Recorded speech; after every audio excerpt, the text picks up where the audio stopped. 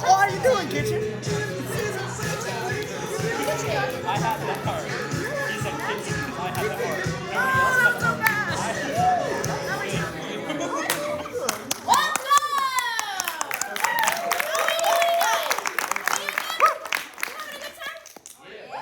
Ladies and gentlemen, welcome to the Cedarville Forensics Team Showcase, guys. So welcome. We are professional yappers. Professional. Yep, we get paid to do this. Yes, which means, guys, your favorite word, scholarships. Stay tuned. You will know information of how to come and join us with the scholarships. So my name's Deidre. I'm a junior. My name's Kara, and I'm a freshman. And we're Psych majors! Psych, that's not why we're here. But we are here to talk about forensics, and no, it's nothing to do with dead bodies. Get that out of here. It's got something to do with kind of feeling dead sometimes, but you know, most people would rather be dead than do this. oh, guys, you're wimps. Come on, you can do better than that. I believe in you. You're Cedarville students. You got the guts. But this is called Cedarville Forensics, meaning we speak, we debate, we present, we have persuasive cases that we present to different people, but the main purpose, or you could say our mission statement of the Cedarville Forensics team is this. We develop skills of communication so that we can excellently compete, gain respect from our peers, so that when we have that opportunity to talk with people of different beliefs, that we can share love and the gospel when it presents itself. So, we're going to give you just a little bit of a taste of some of the events that we do. We compete in over 11 different speech events as well as different kinds of debate as well. So first we're going to be talking about debate. And for debate, I mean, have you ever really wanted to have an argument with somebody and No. like... Well, I have. And whenever I have arguments with people, I'm always like, I wish that I knew what we were talking about. And I wish that we had like 30 minutes. Exactly 30 minutes. Of specific prep time that you could like go on the internet, research anything, Yep. and then when you came back together with your friend, you had like specific time limits where you knew that you could present your whole case, and the person you were arguing with could also present their whole case, and then you could just like have somebody decide who's right. Because that obviously works in the real world where there's actually a winner, right? Exactly. Right, yeah. So we're gonna be doing that, and I mean, if only we had people who were like really good at Okay, but guess who I met? Who? I met this incredible lady. Her name is Laura Ball.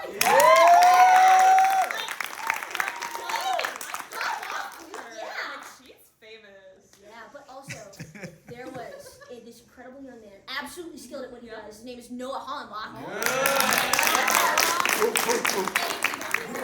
If only they were here. It's totally not like they're right over there, at all. I'm looking at you too. Maybe if I could call them, they would come. Maybe like we do a little Dora the Explorer. No. Go for it. Noah, Laura.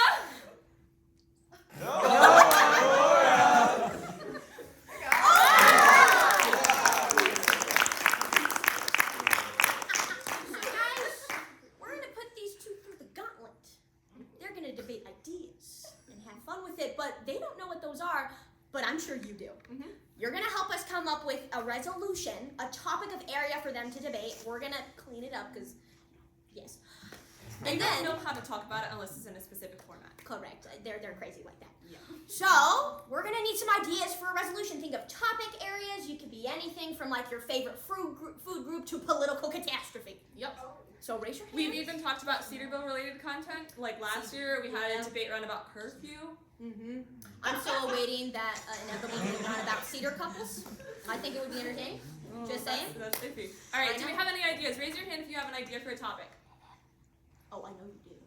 Amelia's got one. Obviously. The remodeling of Chuck's.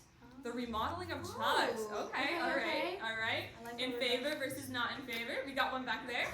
How about in U.S. law enforcement, accountability ought to be prioritized over effectiveness. Right. Wow. I like it. I like that one. You got another idea? Well, if I were to change history, should I tear up the Magna Carta or strengthen it? Intriguing. All right. Another one? That's great. Does Zane look better with or without glasses? I think that's an interesting one. Yeah. We got another. There's more. Do I need to get my glasses? Does the U.S. actually need Greenland or not? So many good Like, topics. these Y'all are this is popping incredible. off. Yeah. Anything else? Mike. Should pineapples be on pizza? A classic debate, one that has gotten so many people killed. Tragic. Anything else? Thomas, what you got? Calling from somebody on the audience you know. Oh. Is Chuck's chicken really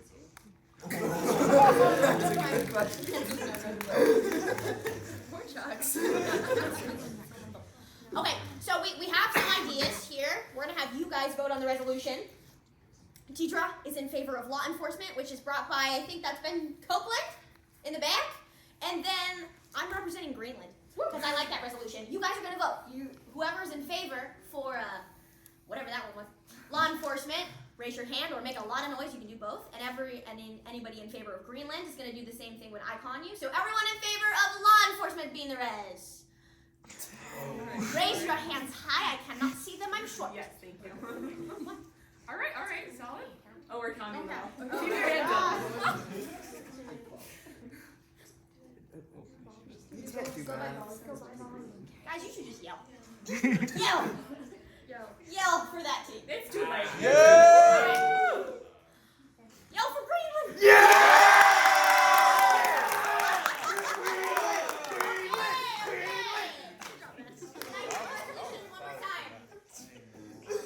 Does the U.S. actually need Greenland or not? The U.S. does not need Greenland. Resolve. That's what this is. This is what I paid you for. You didn't pay me enough. That's when you say fight. No. Fight. Yeah. I got you, Laura. All right. So our resolution is the U.S. doesn't need Greenland. So they're gonna go back into one of our prep rooms. They're gonna work on preparing the resolution so that it's hopefully organized and clear for you. But we have other kinds of speech events. One of the speech events that we have are limited preparation events. And I'm sure you were always saying, whenever I give a speech, I just want less preparation. Totally. Yeah. Like, you ever have that moment in your speech, fundamentals of speech class, when you're like, now you have to give a speech? Well, it's this times 10 and 20. Exactly. Yeah. So one of our events that we're doing is radio broadcast. No, TV broadcasting. There we go. And TV broadcasting is a really special event because the purpose of it is to enable the competitor to present the facts of a situation. Remember, facts don't care about your feelings. It's the facts of the situation presented in a way that is engaging so you can get the message across in a fairly timely manner. It's a 5-minute speech given by a competitor who hopefully will engage you more than just the information they're spewing out. And it's pretty simple like that. But here's the fun twist. You actually get to see the person in front of you. So I think we need to bring up our next competitor. Yeah, I think so. I So, think you're right. without further ado, let me introduce to you this incredible individual I happen to be related to. It is my twin, Zane Enos.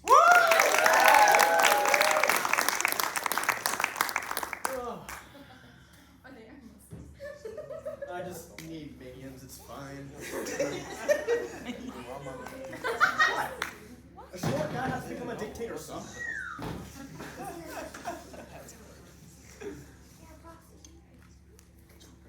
Thank you. Alright. You guys ready for a show? Yeah! Then I'll get started. Rise and shine! Hello, Cedarville, and welcome back to The Cedar Stalker, the informational 5-minute show that stalks the internet for the most interesting online developments and your stalker needs to let you know what is happening outside of Cedarville. I'm your host, Zane Enos, and today we got all sorts of exciting developments. First, we'll start out with the JFK files, and then we'll move on to some developments happening in Ukraine, racial lawsuits, and finally ending with something you're probably all familiar with: killer nurses. Let's get started with the JFK files. Now, first of all, what actually is the JFK files? The JFK files is a group of 2,000 newly released documents that was released by President Donald Trump on the assassination attempt of John F. Kennedy. The notable information that it contains has had many people looking at it from a lot of conspiracy theory standpoints, but especially from what it doesn't talk about is what people are the most excited about. Buckle up your CIA conspiracy theories because we just added fuel to the fire. Sadly, this release did not answer all the lingering questions about the slaying of Kennedy in Dallas 1963, nor did it fully shift the narrative. However, it did point out a lot of key information that I think is interesting for us to consider. The first key information I want to point out is that the man that they blame for this, Oswald, had already been on the CIA's radar long before he ever assassinated John F. Kennedy. This was released, even stating that by Molly, an expert on these papers, stated, quote, he's a subject of deep interest to the CIA long before the assassination, end quote. The second piece of information is that the intelligence gathering methods of the CIA was also released during this time. Their methods were a variety of different areas. First of all, they tagged public phone boxes with UV lights that you could only, UV paints that you could only detect with UV lights to see which ones they were actually tagging and had tapped in before, so that they could listen into conversations of everyday Americans. The next one is the interesting relationship it showed between the President of the United States and the intelligence agencies. It's a lot more rocky than most of us would like to believe, and the CIA regularly influences the US embassies. Now, there are many implications you could make off of this, but I'm gonna have to offer a warning when it comes to this information. Many experts actually scorned the release of these documents, stating that American publics might keep wondering about the possible existence of other documents, and this information only sparks the flame of conspiracies. Goodness gracious, that is a lot. Not expecting new conspiracy theories to be developing. So I think this is probably a good time for a commercial break. And thank you that this commercial has been brought to you by Campus Experience. Are you feeling stressed? Has a long day of trying to be able to get assignments in when all of your motivation of the second half of your last semester has fallen through? Do you need to be renewed? Well then, do I have the coffee shop for you? Stop by at Renova, where it has its newest spring seasonal drinks offering just to you, to be able to renew your spirit and renew your mind. Outside of the note, I would highly recommend the Promised Land. It's just a good drink for anyone to be able to enjoy at any time. So it's worth the $3.75 if you have the extra flex dollars to spend on it. And that tastes like good faith. Now thank you once again, Campus Experience, for sponsoring the show. And remember to stop by at Renova. Next, let's move on to our international segment. I have two words for you: Google and Ukraine. First of all, when we're looking at Ukraine, President Donald Trump actually had a 1-hour phone call with President Zelensky. He described it as very good. It was an hour long. And Zelensky also described it as positive, ranked, and very substantive. A direct quote from him is, "We believe that together with America, with President Trump, and under American leadership, lasting peace can be achieved this year." Zelensky wrote this on X. Yeah, we have presidents writing on social media now on regular basis, but that's a point of the past. Next up, Trump also mentioned that much of the discussions was based on calls made yesterday, and that when we're looking at his discussion with Putin, he was trying to align the sides to have lasting peace talks. Trump also said that when he was trying to get to the conclusions of these conflicts, that they couldn't actually get something. But as we always know with Trump, a deal is never quite done until he says so. Next, let's move on to the one thing I promised you. Those killer nurses. I have a question for you. What would happen if one of those poor, abused, mentally destabilized nurses snapped? Well, you might get something that we have from Lucy Lebedy. Lucy Lebedy is a nurse who was regularly killing patients secretively without telling everyone. Now that's a mysterious note to end the show off with. Thanks for tuning in. Remember, this has been your stalker, Zane Enos. Have a good night.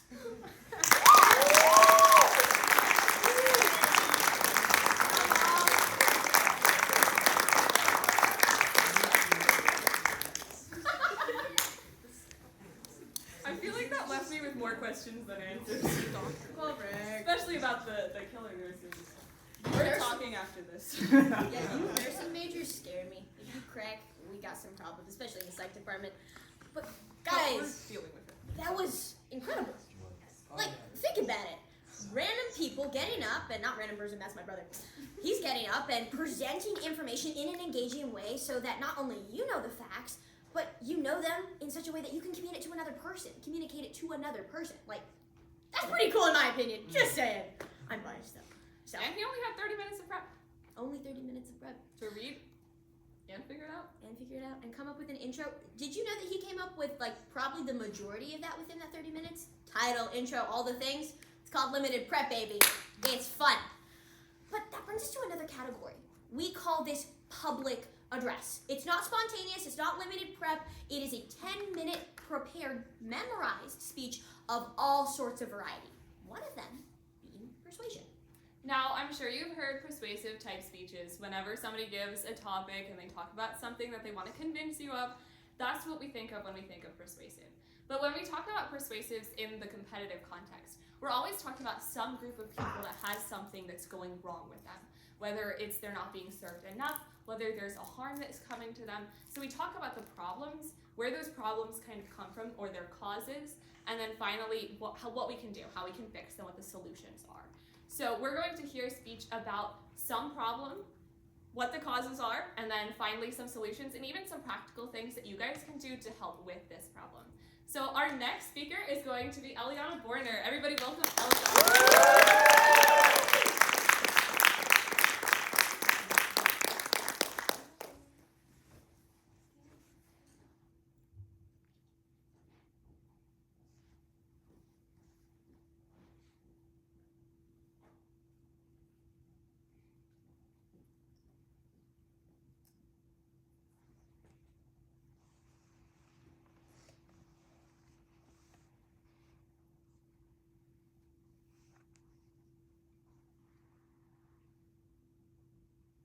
In August of 2019, 6-year-old Grant Wolf started to feel nauseous and sick. A couple weeks later, Grant began to have balance issues, so his parents took him to the hospital. Their Grant was diagnosed with medulloblastoma, a brain cancer. The prognosis was severe. His doctors told his family that they needed to hit Grant's cancer hard because they only had one chance of beating it. Dr. Brian Turpin, a pediatric oncologist at Cincinnati Children's Hospital, shares that after a child goes through cancer treatments, most relapses cannot be cured, but you still try. Therefore, if Grant's cancer relapsed, then the conversation would immediately go from treatment to comfort. So they began aggressive treatments. The National Cancer Institute declares cancer the #1 disease that causes death in children. But the treatment options for this deadly disease are disproportionately few. Today, we will examine the problems, causes, and solutions to this disparity in childhood cancer research. Cancer is tragic no matter who gets it. But as Dr. Masim Karawati says, a child is the future, so they deserve the best we can give them. First, there are not enough treatment options for pediatric cancer. According to Cancer Free Kids, a local nonprofit fighting for early stage research, last updated 2024, there are only 6 FDA-approved drugs created specifically to treat children, compared to adults who have over 700 drugs to help them battle cancer. This deficiency causes serious issues if a child's cancer returns. Relapse happens when a few cancer cells learn to not respond to treatments and become dormant. When they resurface, they are immune to the previous treatments. And with only 6 FDA-approved drugs, we've already exhausted our best options. As the previously cited, Dr. Karawati said in a personal interview on September 13, 2024, we don't have treatment options for relapses. Second, the treatment options we do have to treat childhood cancer are outdated. 5-year-old Sophia had acute lymphoblastic leukemia, one of the 2 most common childhood cancers according to the National Cancer Institute in 2024. But in a personal interview conducted on August 15, 2024, Sophia's mother explains. But even though her daughter had one of the most common childhood cancers, the treatments being used on her were the same treatments being used in the 1970s. And today, 50 years later, there have been no significant changes. Finally, not only are these treatment options too few and too old, but they also lead to long-term side effects. According to the Mayo Clinic, on March 13, 2024, chemotherapy works by killing all of the cells in your body that are growing at a rapid rate. This is effective against rapidly growing cancer cells, but also effective against any healthy cells that are growing rapidly. Unlike adults, children's entire bodies are developing, So chemotherapy is killing the healthy cells in children as well as the cancer cells, causing long-term side effects. In a personal interview conducted on August 15, 2024, Dr. Julie Torlone, researcher in Nationwide Children's Hospital in Columbus, Ohio, names just a few of these side effects, including stunted growth, learning disabilities, hearing loss, neuropathy, reduced lung and heart function, and decreased fertility. If a child is even able to survive their cancer treatments, then according to Cancer Free Kids, 95% of them will have side effects for the rest of their lives. 13-year-old Eli had Ewing sarcoma. The treatments worked at first, but then they didn't. The outdated treatments failed yet again, and it's not just treatment options for Ewing sarcoma or leukemia, it's all treatments for all childhood cancers. There are 3 causes. First, there is not enough funding.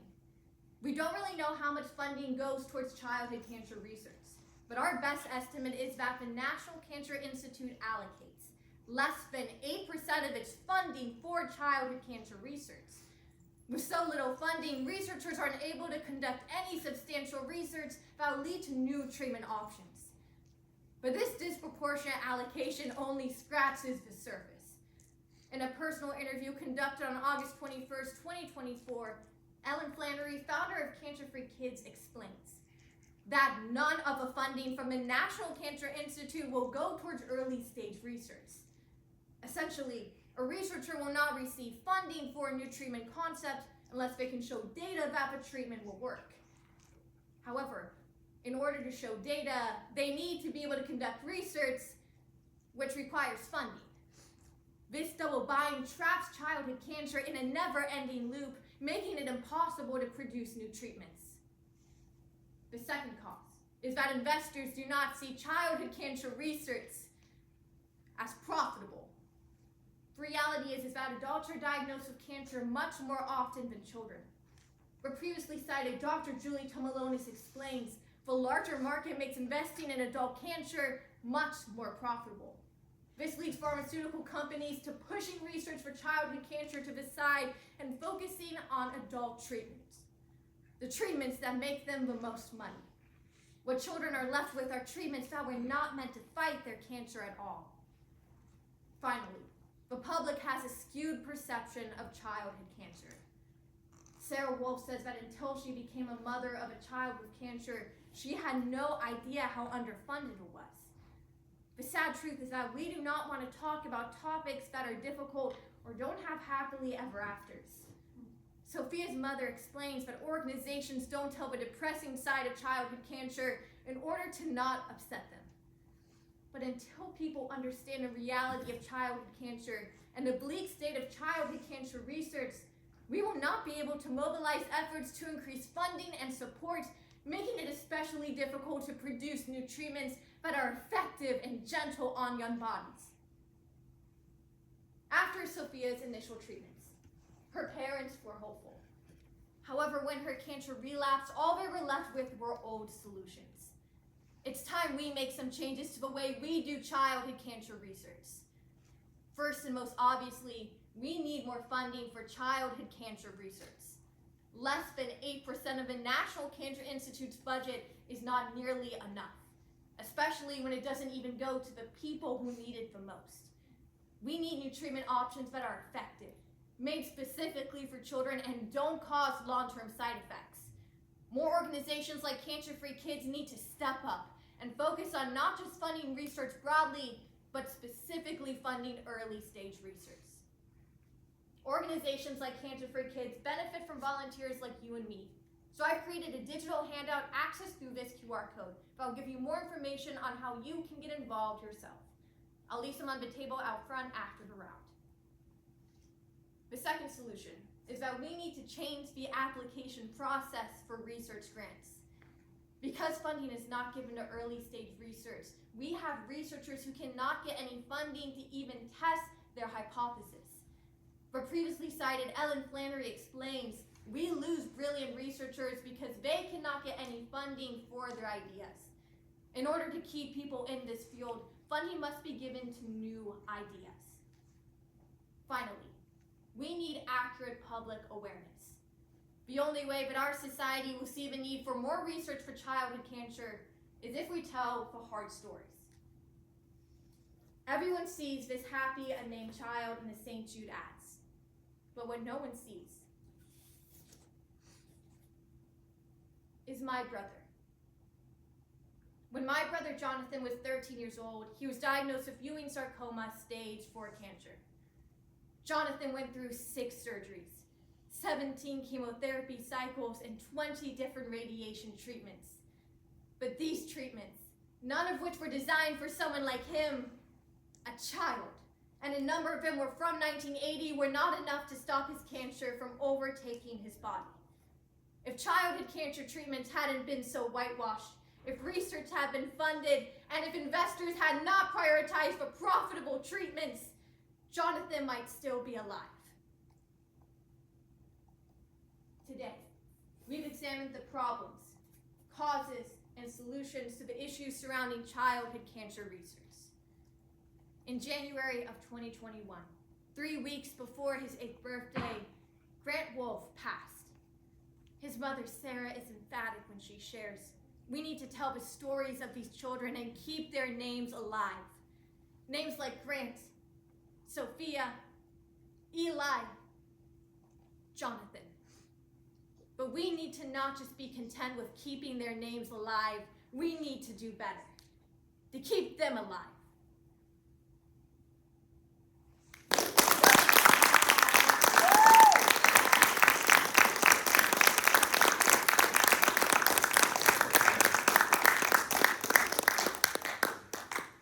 Persuasive speeches we see touch on topics similar to that, and they can be really personal. Stories that you talk about that can help people that you've known, that can help people even that you don't know. But sometimes we tell different stories. Sometimes we tell other people's stories. And that's where we get to our next event. Our next event are called interpretive events. And these events are basically a retelling of a story. You get a book or a movie or a podcast that you heard where someone is telling a story, whether true or fictional, and you act it out. So it's kind of similar to that theater vibe that you get, where you act out a story, but instead of having big props and costumes and stage decorations, you have yourself. And you get to emphasize all of the aspects of that setting through your own body. And one of the events that does this is called dramatic interpretation. Dramatic interpretation has the unique capacity to take somebody's life, their story, and put it in a setting that conveys the severity of the situation, but also the truth behind it. Because not all of our stories have happy endings, but a lot of them can have a hopeful ending. In forensics, one of the things that we like to do is this thing called a content warning.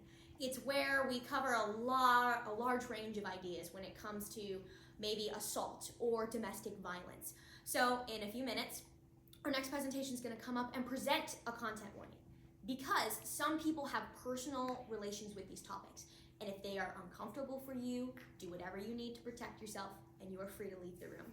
We will have space for that, and there's no shame in doing that, because it's your choice to do so. That's why we present these topics with room for people to make that decision. Without further ado, that brings our next competitor, a dramatic interpretation, Ellia, Torlone.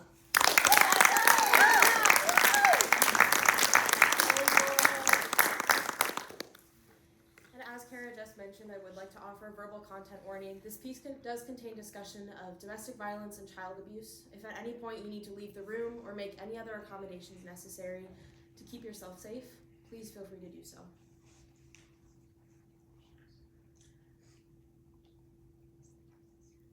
I was standing on a sidewalk in southwest Denver looking up at a big gray house on a hill. I was buying my first home. This was definitely the one that I wanted. Okay, well, it was in my price range, but it had a big backyard for all of the dogs that I rescue and foster. Now, my realtor did seem a little bit concerned and kept repetitively describing it as an extreme fixer-upper. But I wasn't worried, because I watch a lot of HGTV. Besides, the work that it had taken me to get to this place in my life was a whole lot more work than that house needed. There was a time in my life where I thought that I would never have a home of my own. Not just in terms of being able to afford the brick and mortar of a house, but in the sense of finding a place where I felt safe, a place where I belonged. The phrase healing your inner child embodies an individual's attempt to alleviate the pain they experienced from childhood trauma long ago. The Journal for Aggression, Maltreatment, and Trauma states that each year, over 3 million children are reported abused and or neglected. The world around us hurtles onward, leaving many of us stumbling forward, barely processing the past, attempting to live in the present and striving to plan for the future. Alistair Bain displays the importance of a continual process of healing through revisiting memories, moving forward, and helping others to do the same. Home, by Alistair Bain. I'd grown up with two very different parents, an Eastern Shawnee father and a strict Irish Catholic mother, both of whom argued too much and drank too much. The only common ground they seemed to be able to find was disappointment. Was me. I had left home early and drifted. I felt like I had made more mistakes than progress in life, but when I turned 18 and became a legitimate, official adult, I felt like maybe it was time to make my life something more. I slowly started to believe in myself, and there were better places to live and jobs that had meaning to me because I was helping people, and eventually I found myself in Denver, buying my first home and putting down roots. The day came for myself and my dogs to move into my new home, and while I began work on the inside, the dogs began excavating the backyard. In dog terms, they had immediate success. They unearthed an old bicycle tire, an ancient cow femur, and even a mildewed Barbie doll from under the deck. If you rescue dogs, they are forever grateful to you. So they gifted me these things, and I gratefully accepted them and waited until they were asleep to throw them away so that I didn't hurt their doggy feelings. Meanwhile, work on the inside was going a little slower than I had predicted. In the excitement of wanting to buy my first home, there was a lot of damage that I hadn't seen. For instance, at about shoulder height in all the rooms, there were these marks and dents in the drywall and doors. For instance, one night I was walking around just surveying all the damage. I walked down the upstairs hall and into this bedroom that was painted bright fuchsia pink.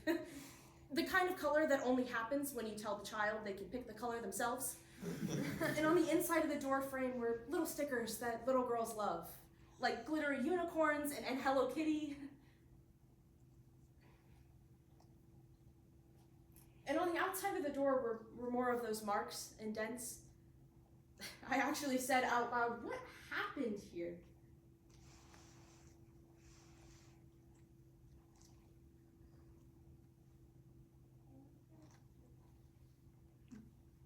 And as I did, a memory resurfaced of when I'd been a teenager, and I thought that I had met the man who was going to love me and keep me safe, only to find out that the opposite was true. I can still remember ducking his fist and hearing it hit the drywall behind my head.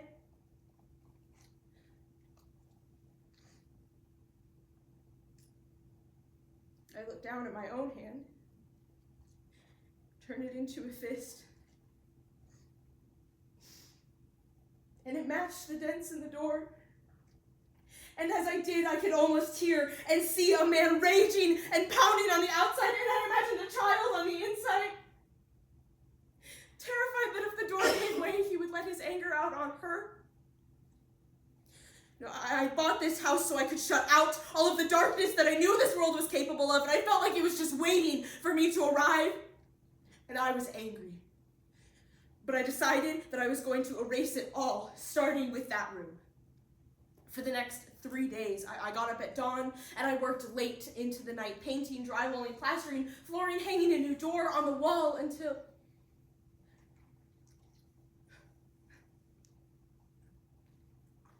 until the room looked blank and new again. I just had a little more painting to do in the closet. And as I reached down by the baseboards to paint, I noticed some small writing. It was in the looping cursive of a child. It read, "Help me, help me, help me, help me." It's the kind of tiny, almost silent plea you give when you stop believing that anyone is actually listening. And I thought of that Barbie doll, the one that my dogs had found under the deck. And I wondered if that doll was this little girl's only friend and comfort, and I'd thrown it in the trash. I fell into an irrational panic. I ran outside, I dumped the trash on the ground, I began to rummage through it, looking for the doll until I found her. I took her inside, I placed her in the kitchen sink, I pulled off her mildewed clothes, and I began to wash her. I trimmed the ruined ends of her hair, giving her a short but stylish haircut. I got in the car. I drove to the 24-hour Walmart, and I didn't care if it was crazy to be Barbie doll clothes shopping at midnight, but I found an outfit that was the same bright fuchsia pink as her room had been, so I knew that she'd approve. I brought the doll home, and I dressed her until she looked brand new again. I found a piece of cardboard. I wrote, "Give me a home," with a smiley face on it, and I took her outside, I walked her down the hill past the retaining wall by the sidewalk, and I set her there, knowing that every morning children walk past my house on their way down to the elementary school up the street. Well, I was hoping that one of them would find her and just be happy to have a new friend. That night I tried to sleep, but it was difficult. I was anxious to see if the doll would be gone in the morning. But the next morning I woke up in my new home. I put on a coat and I ran down the sidewalk to the retaining wall to see if the doll was gone, and she was. That made me happy. I know it must have sounded crazy to some people that I cared that much about a doll that belonged to a little girl that I had never met before, but I believe that little acts of love and kindness can ripple out across this world and touch someone far away. And maybe they can ripple from our world to another and back again. I looked up at my new home. It did not have what HGTV considers to be curb appeal. Yet. But I was proud of it. Because I was turning it into a home where I would never let anyone feel alone or afraid again.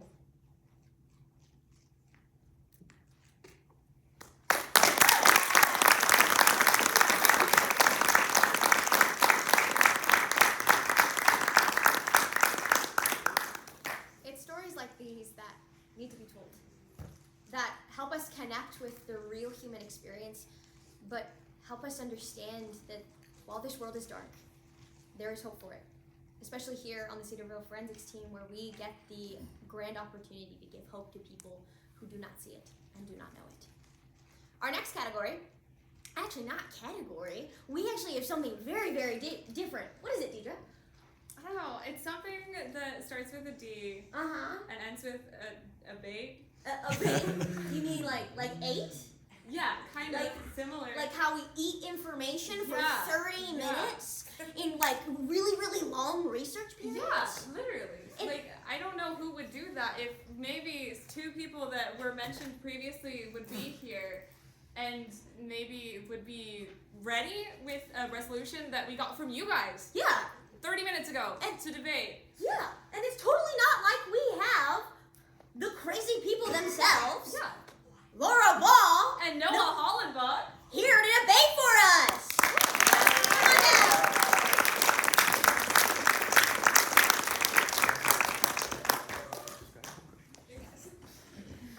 Guys, they get a table and everything.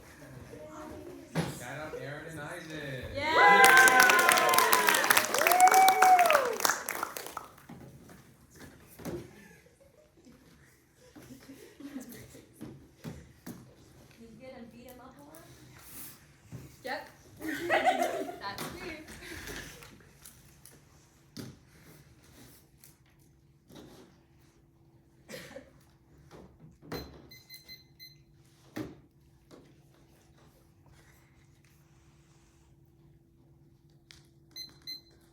All right, hello Cedarville. I want to thank everyone for being here today. This is going to be a really fun round. I want to thank my opponents for being here as well. The resolution that we have before us today is the U.S. doesn't need Greenland, and I stand in firm affirmation of today's resolution. So first, what we're going to do is walk through some definitions, then frame the round a little bit so we know what we're talking about, and then I will bring my contentions forward. So first, there's only one definition that I need to give today, and that is of need, which is to require because it is essential or very important, from Oxford. So today, all I have to prove is that Greenland is not essential or very important for the United States, and that will be on the basis of national security. That will be our weighing mechanism for today's round, or how you can judge today's debate. I'm demonstrating that Greenland is not necessary for the United States' national security. With this established, I'm going to go through three contentions today. These will be arguments for why I'm correct with points underneath. So the first contention is that of need versus want. Need versus want. And what we're demonstrating today is that the United States, as it stands, can see Greenland as a want, but not a need. And this is for two key reasons. Subpoint A underneath this is need. And what we're defining here is what a need is, which is the bare minimum to be secure or safe. Think water, shelter, transportation, food. Greenland doesn't provide these things. It's not necessary to us. And when we think national security, it doesn't provide anything that we couldn't get elsewhere under no circumstances. Subpoint B is that of a want. This is simply something that improves your quality of life, or that's kind of fun and that you enjoy. Think instead of water, Fiji water, or a mansion, or I want a Bugatti. These are wants, not needs in today's round. With that established, let's move to the second contention and analyze this in the context of Greenland. Greenland is a want. Subpoint A underneath this is improves quality of life. I acknowledge that Greenland can improve the quality of life for the United States, but that doesn't mean it's necessary. The United States has a military base on Greenland, it's true. We work with their military and we even station troops there. However, the United States also has a military base on Keflavik, Iceland, as of 2016, which is not that far away from Greenland and gives us the same strategic access to the Arctic that Greenland does. So we can see that it's not necessary in that sense. It's a quality of life improvement, it's slightly closer, but it doesn't do anything that critical for us. Subpoint B is Trump views as a toy. Now, what I'm going to demonstrate here, listen, this red's got its start because Donald Trump has been saying for years now that we ought to take Greenland. And the Wall Street Journal points out that Trump has had an obsession with Greenland for years. NPR points out that back in 2019, Trump first floated this idea. You want to know what his justification was? So he probably got into the Oval Office and was like, what's something like presidential that I could do? So he's like, what is someone else done? Greenland? That's the answer. Back in 2019, he was like, listen, other presidents have said this before, so it must be a good idea. And that was his justification. This demonstrates that it's not critical for us. The final contention today is that of harms security. Subpoint A is collaboration over annexation. Amanda Lynch from Brown University points out that the best path forward with Greenland is simply to develop Greenland's assets and work with the United States. Subpoint B is increases risk of conflict. The U.S. Department of Defense points out that China and Russia are increasing activity in the Arctic. If we take Greenland, that's going to scare them and increase the risk of them retaliating in some way as a result. I stand ready for cross-examination. So now's the part that's the closest to like actual TV forensics, where I like put a spotlight on him and like interrogate him. So that's what we're gonna do now. So we're good? Perfect. All right, so first, under your first contention, subpoint A, you talk about how needs are things we need to be safe. So what does Greenland have that Donald Trump wants if it's not a need? He wants the money that could be associated with it through trade deals, for example. Just money? He might also see military value, but we've already established how that's a want, not a need. All right, speaking of this military value, you bring up Iceland. What was the year the Icelandic base was established? 2016. 2016. And what year was the Greenlandic base established? I am unsure. All right, perfect. And what infrastructure do we have in the Icelandic base currently? We have troops and planes, to my understanding. Troops and planes. So is that an Air Force base? Yes, it is. All right. Let's see. When you jump down to your second contention, subpoint B, does this buy you any ground in today's debate, or did you just want to insult Donald Trump? Well, certainly it was tempting, I will say. However, it does also demonstrate that even our own leadership wouldn't be able to defend it as a necessity, instead as a want. Okay, so Donald Trump has stated that we need this for national security, which is our way mechanism in today's round. So isn't it possible that he just has information as the President of the United States that you don't have as a Cedarville student? That could be true. I've also seen him try to spell coffee before, and so I'm not entirely sure what's fair. All right, that's time. Thank you.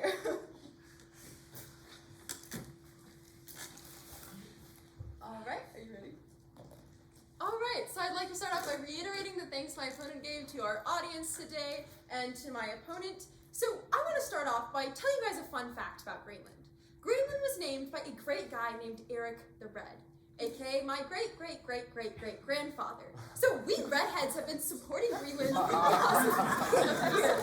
And because I will continue to support Greenland, I will strongly negate the US doesn't need Greenland. Because Greenland does have strategic things that the United States needs in order to uphold our national security.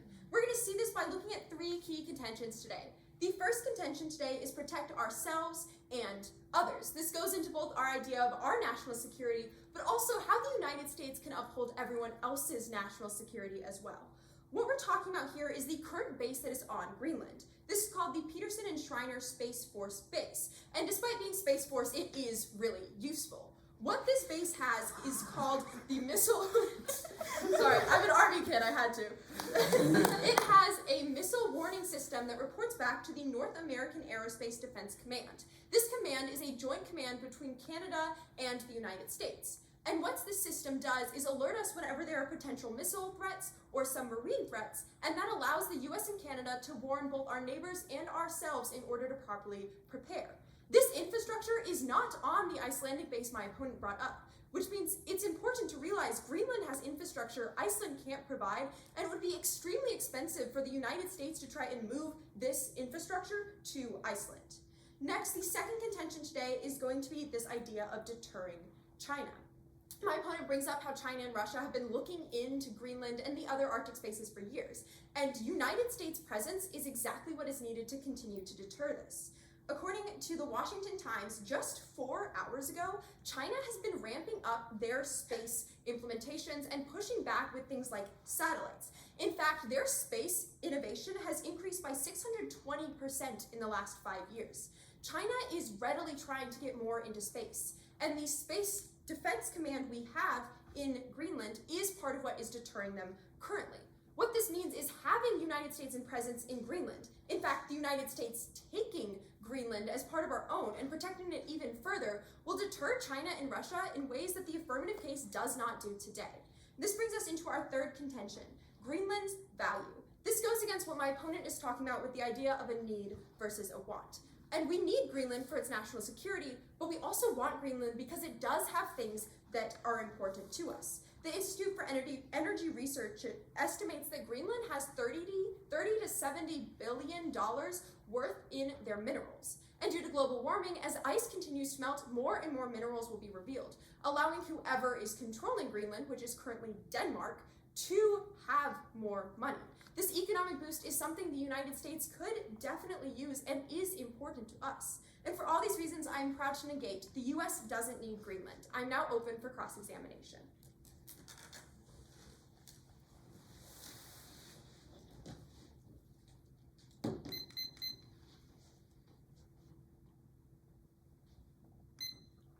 Thank you for your speech. I just have a couple of questions. So first, when you mentioned the idea that there are things we want with Greenland, does that mean that they're absolutely necessary? Yes. And what makes them absolutely necessary? Right, so we saw this in both the Air Force Base with infrastructure the Icelandic base doesn't have, and also in the economic value that it would bring. Okay, and how much economic value would it bring? $30 to $70 billion worth. Okay, and that's from whom? That is from the Institute for Energy Research. Okay, and is that considering how much it would cost to acquire Greenland? No. Okay, and is that considering how much it would cost to maintain Greenland's infrastructure each year? Well, what do you mean by that? Because Greenland is able to maintain its infrastructure currently. No, it is not. Denmark currently maintains Greenland's infrastructure. So would the United States be able to pick up that slack? Well, how much is Denmark paying to Greenland then? $700 million a year. A year? Yes. Okay, well, if we're making 70 billion, which is the higher end of the estimate, we're going to be able to afford that. And do we know how much it will cost to acquire Greenland? No, we do not. Do you know what girl math is? I am well aware. Okay, fantastic. Thank you. I just wanted to ask that. Yep, that'll be all my questions.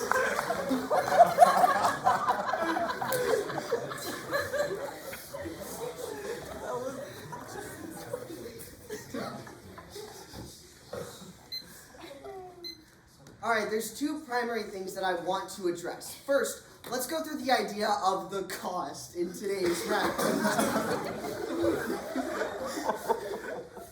When referring to how much it would cost to acquire Greenland, there is actually a number around this. As Brooking points out that it would cost several $100 billion in order to acquire Greenland. That's because Denmark knows the value. Denmark actually runs Greenland, and Greenland is technically a territory of Denmark. So there's this hundreds of billions of dollars in cost, which is not going to be offset very quickly at all by the proposed $70 billion that the United States mentions. And furthermore, that figure only considers if we fully extract from Greenland every single year, which isn't realistic because we would quickly deplete Greenland's resources and leave the over 76,000 people living on that territory with nothing to do or to use.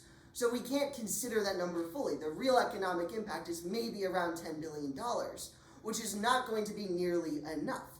Furthermore, it does cost $700 million to maintain Greenland every year for Denmark. That's going to be a cost for the United States and represents another economic barrier. Now, let's go to the other place that my opponent mentions, which is the idea of it's good for us, it's good for others, and it'll deter China. Well, you can bring up my third contention, subpoint B again, which is the idea that this actually increases conflict risk in the region. If we go to a territory, take it over, establish more military resources there, that's threatening. You want evidence for that? Go back to the Cuban Missile Crisis. Russia sent weapons to Cuba and we reacted violently. And you know why Russia did that? Because we had nuclear bombs in Turkey, which was too close to them. This would be roughly the same distance and represents another example of a threat, where it would only increase conflict in the region, which goes against our value in today's round, that of national security.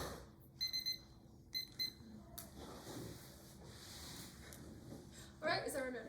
Sorry. Okay.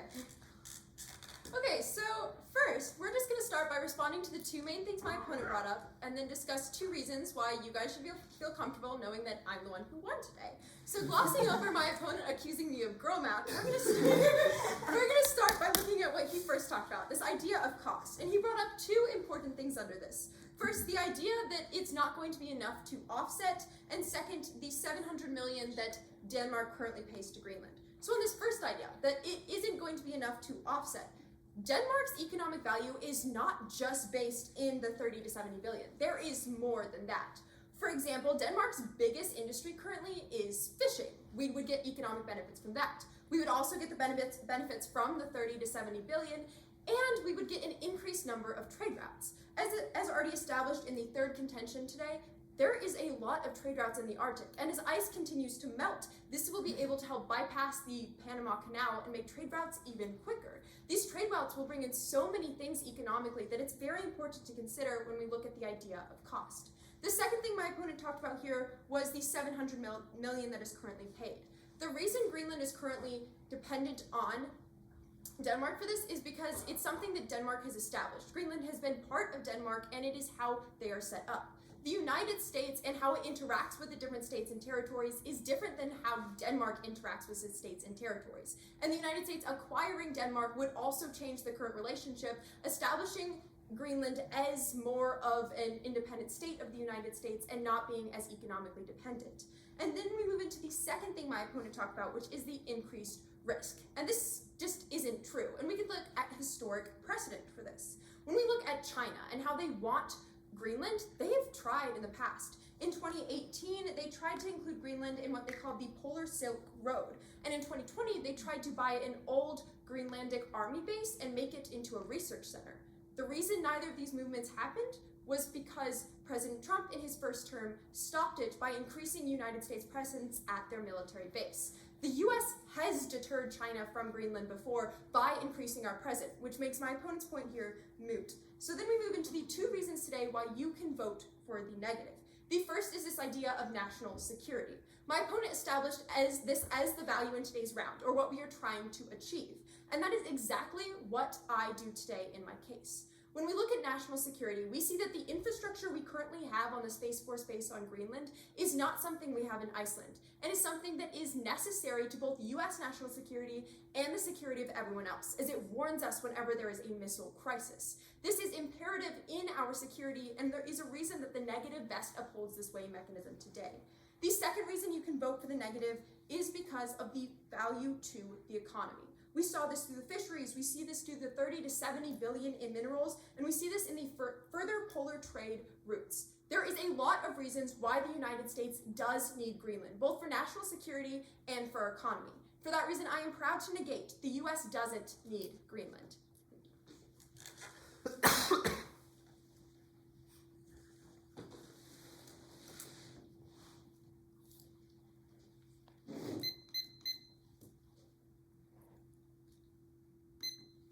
I want to thank everyone today wholeheartedly again for coming here and listening to us today. And I want to thank my opponent for being a good sport and for being a great debater in today's round. Now, let's go through some voting issues of my own, which can establish why the affirmative has soundly proven the U.S. doesn't need Greenland. Voting issue number 1 is that of national security secure. National security is secure. And this idea simply represents what my opponent is talking about today is acquiring Greenland in whole, taking it over, annexing the territory.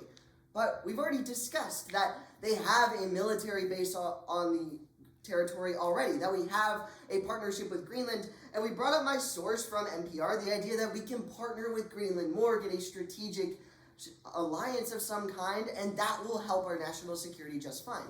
So our security is plenty alright without needing to annex the territory. Our second voting issue is that of harm by acquiring. Harm by acquiring. When looking at the value of national security today, we see that we represent massive harms in trying to acquire it. It will increase conflict in the region. We see that if my opponent wants to talk about past historical precedent, go back to the Cuban Missile Crisis. We see that putting heavier military presences near our enemies only antagonizes them and is more likely to increase conflict in a region. Our third voting issue is that of cost we can't afford. Cost we can't afford. It is evident that it will cost hundreds of billions of dollars to acquire Greenland, that we're really not going to get a ton of payoff back, and that we're going to even have to pay the government of Greenland every year. It's too expensive to go after. And our final voting issue today is that of non-essential. Non-essential. When we go back to the definition of need, it is an essential or very important thing. We've demonstrated today that Greenland, while it is a want, it's something cool, it's not necessary for national security, and it never will be. Do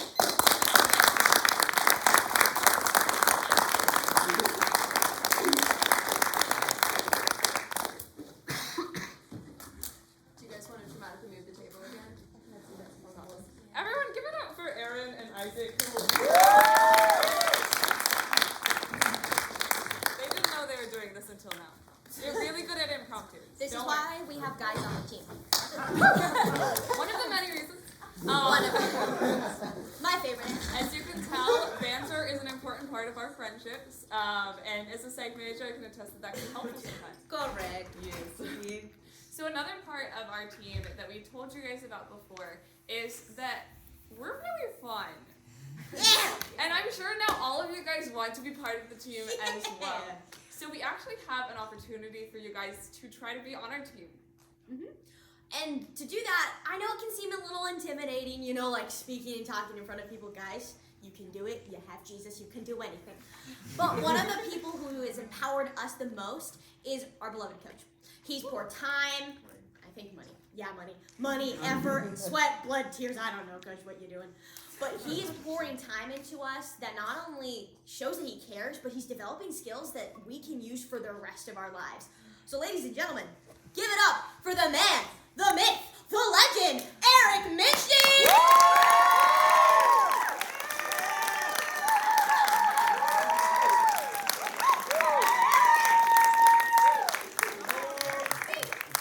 Thank you so much. I love that you're here. I really appreciate it. I was not expecting such a large crowd. Very excited for you all to be here. I'm the coach of the team. I pretend to run the show. Couldn't do any of this. Wouldn't do any of it without the team themselves. So I do want to talk about how you could be involved. If anything you've seen tonight is at all interesting to you, if you're like, I think I could have a debate like that, or I think I can act the way Ellia was doing, or I'm really interested in advocacy and I'm passionate about topics that I can share with, like Eliana was doing, then this might be a place for you. And if that is interesting to you, we're going to hold auditions April 7th and 8th. The auditions are simple, but simple? Are they simple? Yeah. Can I say that? They're simple. Absolutely. There's 4 different categories that we do. There's the prepared speeches, the limited prepared speeches, the acting, and the debate. For the audition, you have to just do 2 of them. Your choice. You pick the one or the 2 that you think you would excel at the most, or that you would enjoy doing the most. Show up for an audition, do your thing, and we go from there. That's what the audition process looks like. It's quite simple. I would invite and encourage any of you who are interested to audition just for the fun of it. If you're not sure, if it still sounds scary, you're not really sure what it is, what you've seen up here is a little bit weird, that's okay. We're going to hang around after this event and be willing to talk a lot more. We've got a table out in the back that will share a lot more details. We can do all the talking that we want to do, or that you want to do. Am I missing anything? No. Follow our Instagram. We try to share lots of pictures and results from our tournaments. I know y'all have heard about a lot of our results. You can follow our Instagram right there. The previous picture was a picture of some of the awards that we win, because as y'all have probably heard, we bring the game when we go to a tournament, and we have a lot of fun winning awards. But really, it is. But really, this is not just about having fun. This is not just about winning awards. My motto for the team is excellence in competitive speech and debate for God's glory. It is not just about doing speech and debate excellently, certainly not doing it excellently to win awards. When we go to a tournament where we get to interact with forensics teams from other schools, most of them are not Christians. Very few of them are Christians. The speeches that you have heard up here are as heavy as some of them might have been. Our competitors are bringing the things that are important to them from all sorts of walks of life. And when we go to a tournament, that is an opportunity for us to share the light of Jesus with them. Whatever that looks like. And we talk a lot about that. We think about how do we interact with people who have very fundamentally different beliefs than we do. And that's a big part of what we do on the team. So it's excellence in competitive forensics for God's glory, not for our own. And if that is something that is interesting to you, then we definitely would love to talk. Again, we'll be around after the show. I think we have one more presentation. I'm going to turn it back over to Deidre and Kara to round us out. Thank you so much.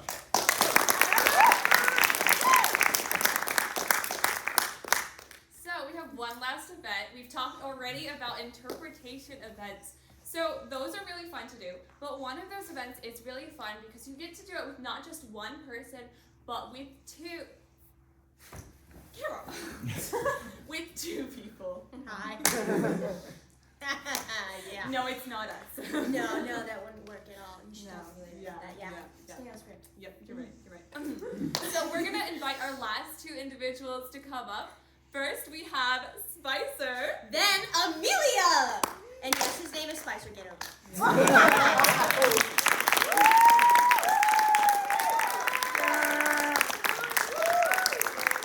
Let's go, Papa Spice.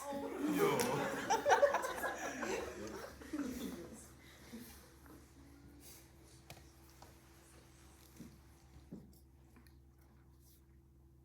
Once upon a time, there was a beautiful young girl named Cinderella. That's me, and I live with my stepfather, You can call me Greg. my stepbrother Jared, What's up, dude? and my stepsister Bridget. It's Bridgetta.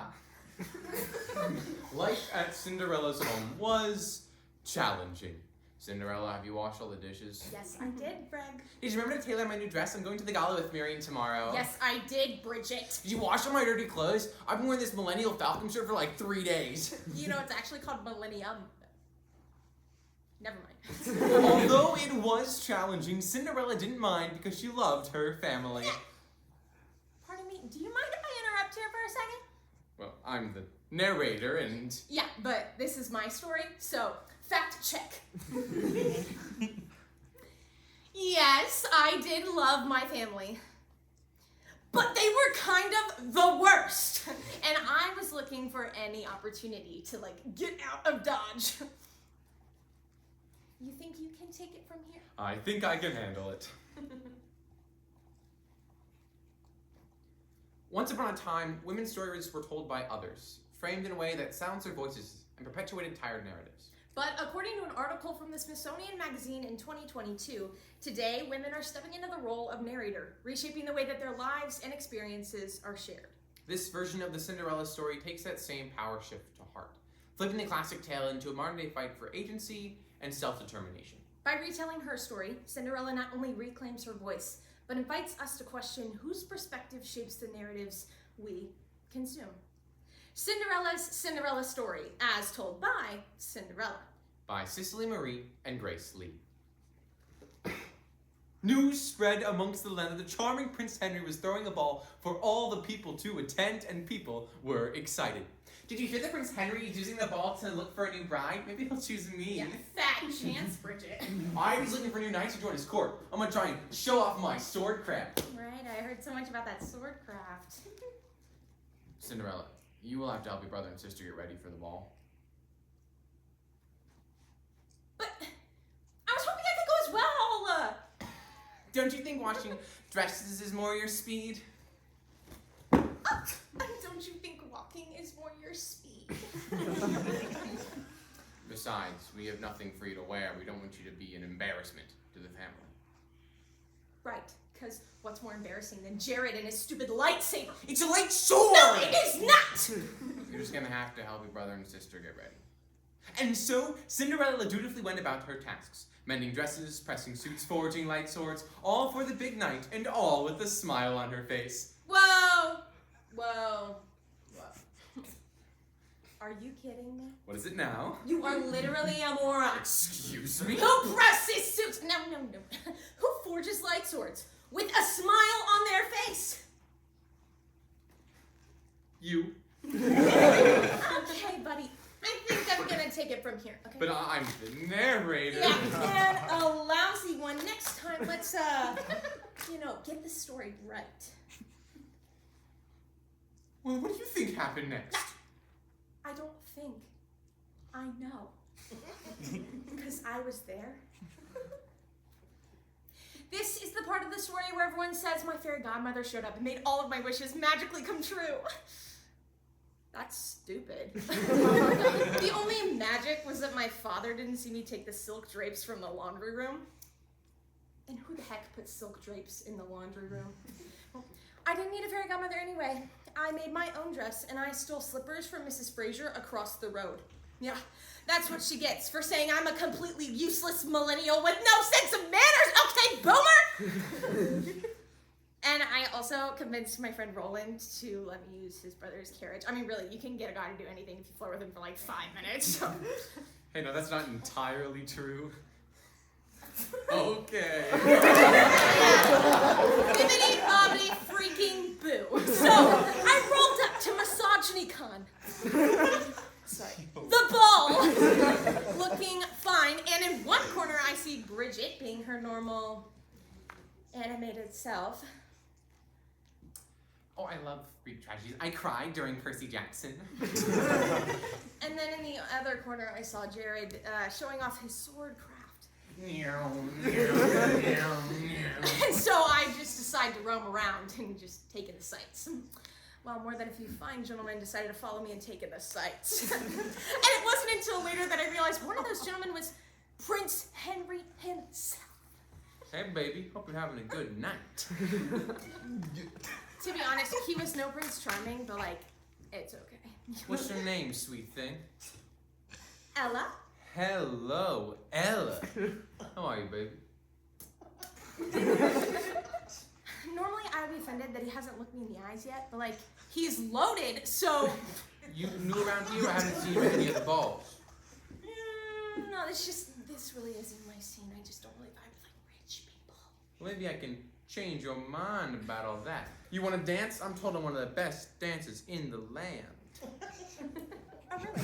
Well, I have the top score at the Just Dance machine at Chuck E. Cheese, so you're gonna have to step it up. Baby, check this out.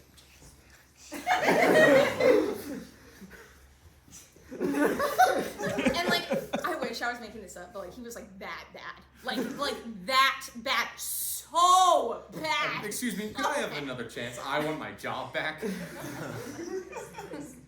Okay, what do you think happened next? Oh, well, you danced lovingly in his arms, staring deep into his dreamy eyes until the clock struck midnight, and then you ran away because the magic was fading. You didn't know that. No. But that's what this. No. But. This is what you're doing. And this is what I need you to do, capiche? Capiche. So what really happened next? Well, I made a deal with Roland that we would get his brother's carriage back by midnight, so when I heard the clock strike 12, I flipped, and we sprinted as fast as we could so that we could drive as fast as we could back home. And it wasn't until I got there that I realized I was missing one of Mrs. Fraser's slippers. Mrs. Fraser had like freakishly big feet. Like, these slippers were falling off the entire night. It really was not my fault that I lost one. It's her fault. And then also, I got home and my family also arrived a few minutes after me. No one had known that I had gone to the party. They just told me, clean up the dishes, and they went to bed.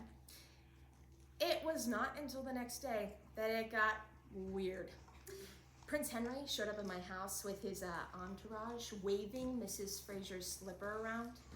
Ella. He was looking for me. Where are you, baby? And he kept saying, I want to marry you. And naturally, my stepfather rushed me upstairs and sent down Bridget instead. Now, Prince Henry may be a pig, but he's not completely stupid. Like, he knows what I look like. And, to be honest, Bridget bears more resemblance to Danny DeVito than she does me. So. Who's Danny DeVito? Shut up, Bridget! It's Bridget Top! The entire interaction I was watching from my window, and Prince Henry saw me and just begged me to come down.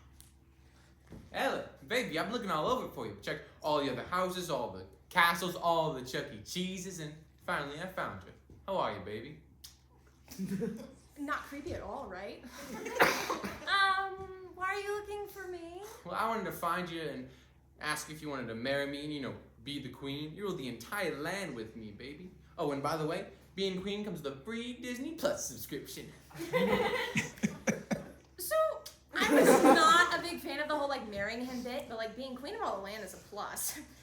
And so is Disney Plus, so I obviously said yes. Score. Have you seen Baby Yoda? He's so cute. So we got married, and then after a year of marriage, that's when I learned this guy is a complete pushover, and he does whatever I tell him. And really, I am the sole ruler of the land. And well, when I figured that out, I lived happily ever after. Oh, come on, that was my line.